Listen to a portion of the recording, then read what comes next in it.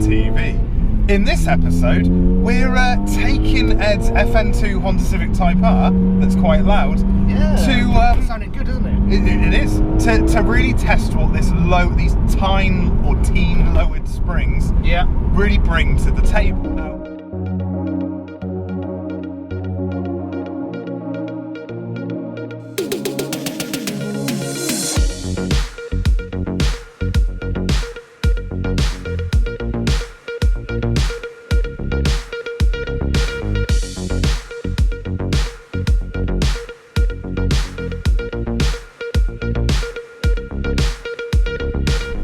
First proper drive, and I know they're second-hand lowering springs from Daylight on Emissions, so thank you big time for those.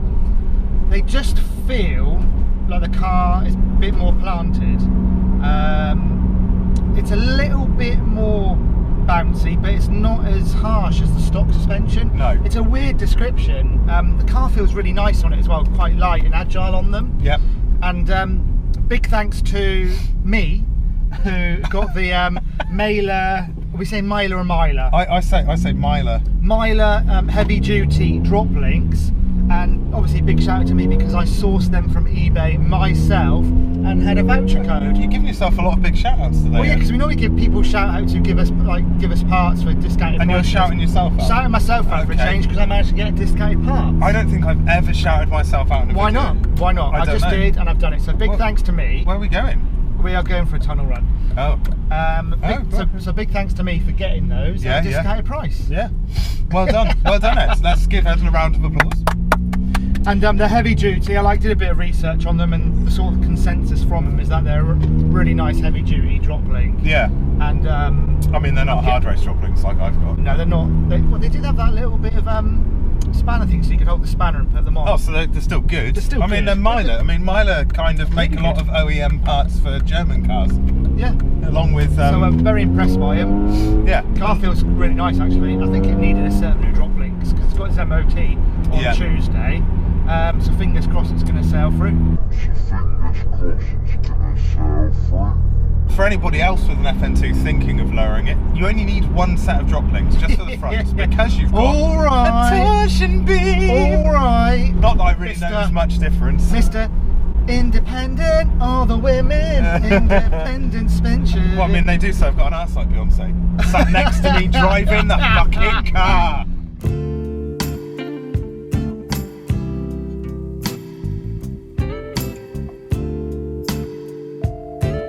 But yeah, I've got to say, what I'm noticing, and I know the drop isn't quite as much as what the iBack Pro Kit is on mine, but these, I wouldn't say my iBacks feel particularly rough, but these feel a lot softer than my my iBack springs, and I know that they were used before, but it doesn't mean that the integrity of the spring's screwed, and it doesn't feel like it. It feels like it can handle, but at the same time, it just feels a little bit less harsh. It doesn't feel crashy. No. I always thought the OEM ones are very crashy. Yeah. Especially around where we live. We are speed bump city, aren't we? Yeah, we really are. Say that 20 times. Speed bump city, speed bump city, speed bump city, speed bump city, speed bump city. All right, smarty pants. Hey! Oh. But yeah, in comparison, I think, guinea pig in front of your face. Yeah. But I think as a comparison with my iBack Pro Kit in my Accord and the teens in here, I'd say that they're relatively similar feel in the handling of the car. That moon is incredible, yeah, and it's on camera. Oh! That feels quite nice. It does, yeah. We're going off road. That's what Ed hasn't told you. But, we are. Yeah, I'd say that the ride is slightly harder on the iBacks, and the drop. To be fair, the drop's a little bit further, but then this car needed to drop less far than my rally spec Accord Type S did. Yeah. But yeah, I think they feel really good, and they do feel hunkered down, doesn't it? Yeah, really nice. It feels, as I've said, as you've said, and every other car YouTuber, whenever they've done lowering springs or coilovers, it feels planted.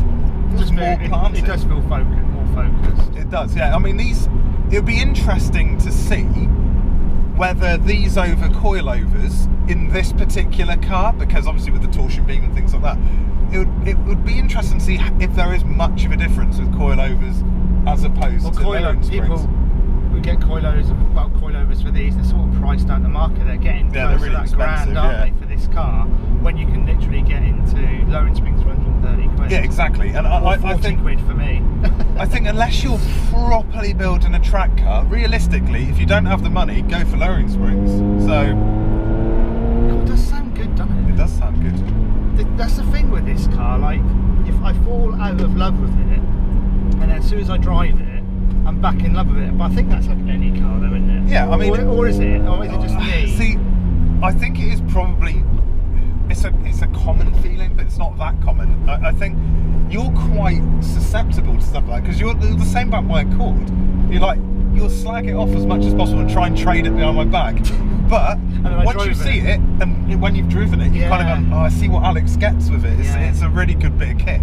But mate, as you know, and a lot of people know out there in internet world and social media world, I did test drive an S2K yesterday. Yes. Well, it wasn't yesterday when this goes out. It would have been like a week before. Yesterday, as we're filming. Yeah. It's I don't know. You're sometimes a bit taken away with it still, even though I've had 24 hours to think about it.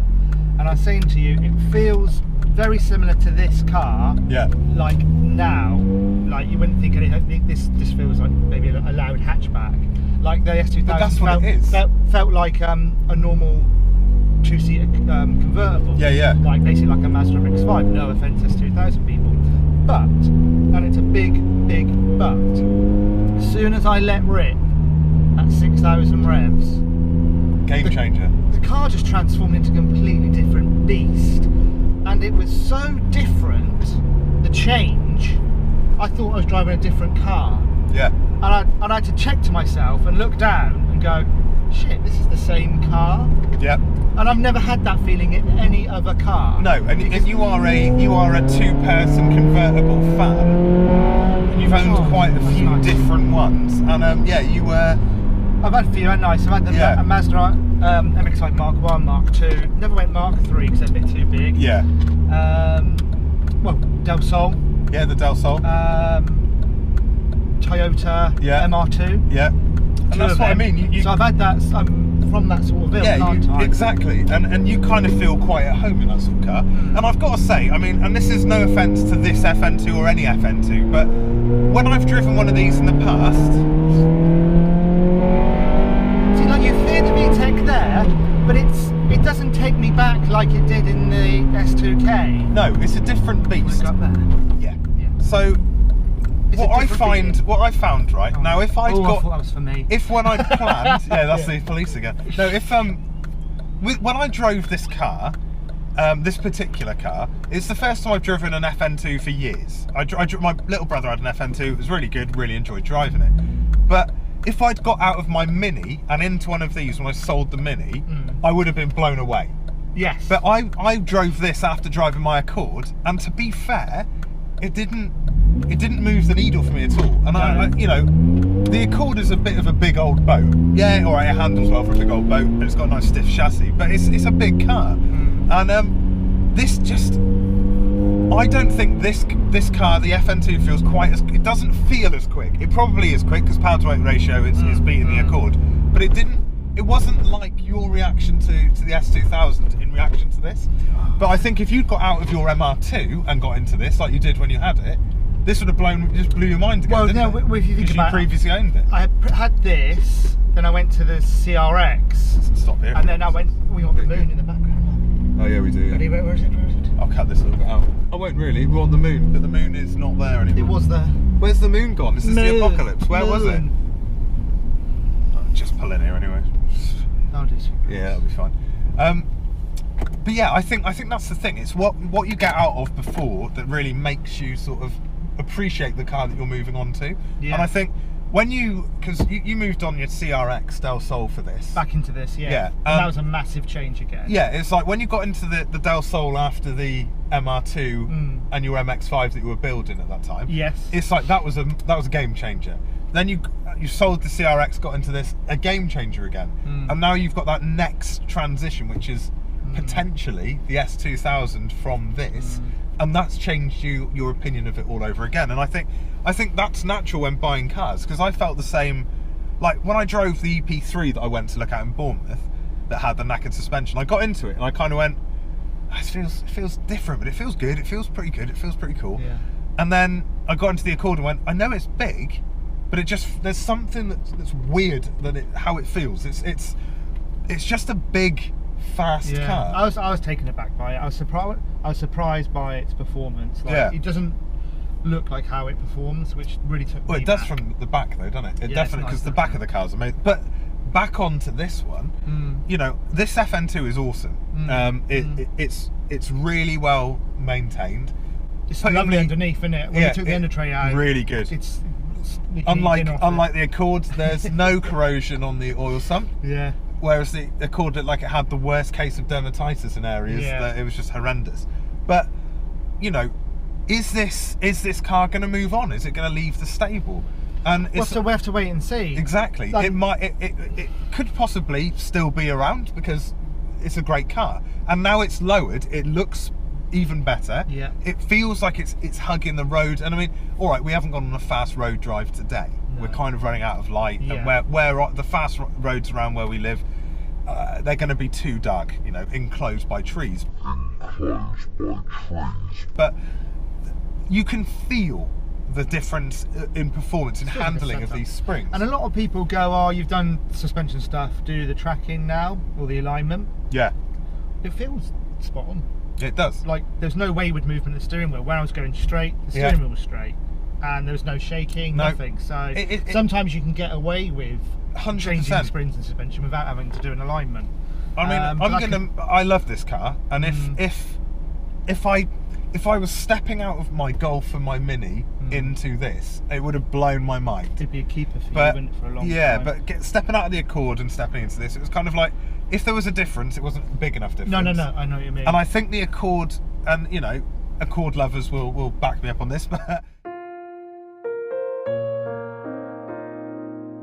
think the Accord chassis is that little bit firmer. So it just, once you've got the handling dialed in, I feel like it can give you a little bit more compared to what you would get initially. Because when you jack up both cars, like even when you jack them at the front, the end comes up. Yeah. It shows you how stiff they are. Yeah. Honda chassis. Chassis? Honda chassis are amazing. Amazing chassis. I'm Robster VTech in Bristol. Hello, Bristol. Good old Hello, me babbers. I had a really good chat with him on Messenger today. Oh, he commented on the video where you did your time. I've had him do. I'm coming for you. Yeah. But I was speaking to a couple of SK2000, S2K owners. I'm getting used to that. And the consensus is the S2000 ruins the rest of your car history. Yeah, it did make you kind of go, oh. It's so good, it ruins any other car that you're potentially getting or had before. The AP1 especially, it's so raw, you feel everything. You feel it all, you feel every movement from the car, all the way up your legs, up in your torso, into your jaw. You feel it, it's so mechanical. I test drove an AP2. Orgasmic. It was orgasmic. I drove the AP2, which is a bit soft, a bit more gentle-wise. But the gears was like short shifter. It was like a shotgun short shifter. Yeah. It was unreal, and I need to lose about half a stone to fit properly. Yeah, you'll be alright. But I was nice and comfy. I'm not too big where I didn't look. I fit in it nice. I mean, this was meant to be a first drive on TEIN lowering springs, but basically Ed's kind of letting you know that well, it's your car, it's your video, and I had an internal burp there, but you're kind of letting the viewers know that you're probably gonna be. Well, it's all up in the air, mate. Yeah, you don't know until it happens. No. Like there's things in the pipe works, isn't there? Pipeline, yeah. Pipeline, and we'll have to wait and see. But to be honest, I was blown away by the S2000. Yeah. Didn't think I would. For good reason. Yeah, it could have blown me off. Like I wouldn't even notice.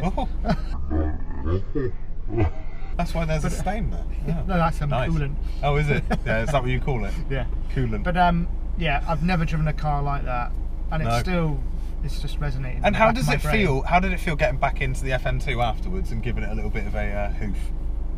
Nice, but just not the same. I think that's the thing. Something's lacking. I think that's the thing. This has got too many seats for you. No, it's the way the power gets delivered. No, I know. I'm making a joke about the fact that you only really like two-seater cars. Yeah, no one really uses the back, so I don't really need it. No, I know. It's lost on me now. Yeah. Anyway, that's kind of a first drive video with TEIN Tine Springs. I mean, I recommend them, mate. I fully recommend them. them. Yeah, 100%. I mean, you know, I think they are a very good, well-priced sort of really good price. Upgrade. Really so, good price. Even yeah, though really. I got them second hand and dead cheap. Yeah, but I mean, the new, they're 130 odd quid new. Yeah. So that's well worth the money. Isn't Exactly. it? And you know, this car is stunning, and you know, we're not ruling out FN2s off the channel completely, or either of us owning one in the future. But I think this might be one of the last videos for this FN2, but it might not be. Yeah, if it does go and I know the owner, I'm going to say to him, look, just give me first refusal again, because I'll definitely get this car back for the third time. Yeah. Because I might have then the money again to maybe have an S2K and an FN2. And what would really annoy Ed is if I sold my Accord and bought a black FN2 and it wasn't this one. But no, I'd be over the moon for you, because that's what I've been championing for. Yeah, but you've wanted me to buy this, and I want you to get. It's your car though, so I can't have your car. No. And I don't want to get rid of the Accord, especially now I've just thrown so much money at making it work again. It's a money pit, isn't it? It shouldn't be. It shouldn't be. But it has been. It should be really. It's like the nicest thing about my car at the moment is the fact that the wheels still are barely broken in, because I've barely been able to drive it. It's good that the wheels fit majority of different cars as well that you like. Well, you know, I'm not going down that avenue. Do you reckon they've got an S2K? Oh, they did fit an S2K. Yeah. 18 to be too big. 18 to be too big. Yeah, and then 17s. Yeah. My Enkai's on there. On an S2. Yeah, that'll look amazing. Yeah. With a wider ad van. Anyway, 88Rs on the rear. Let's just bin off. Do you put spacers on an S2K? No. Because then it'd be really dodgy. You can't. I would maybe think about that when you've got ideas what you're doing with brakes and things like that. But anyway, we hope you've enjoyed this video. We've lured you in, or lured. We've cheated you in to a video that was meant to be a first drive video about lowering springs, but we barely did any driving and just did lots of talking. Yeah. But sometimes that's the best way. Shit chat. Yeah. Shit car chat. Yeah. Car shit chat. Chit chat. Chit chat. Shitty cat chat bar bang. So please subscribe. Turn on notifications. Get us to 1,000 for Christmas. Comment, guys. like, and you know, find us on social media. All that good stuff. We're all there. We're there waiting to engage with you. And until the next time, yeah. I've been me, you've been you, Ed's been Ed, and well done for that. S2000. You want to do that busted reference, don't you? Been there. Not much has changed. But apparently they drive S2000s underwater. Oh, Jesus Christ. And your Au revoir. great. Auf Wiedersehen.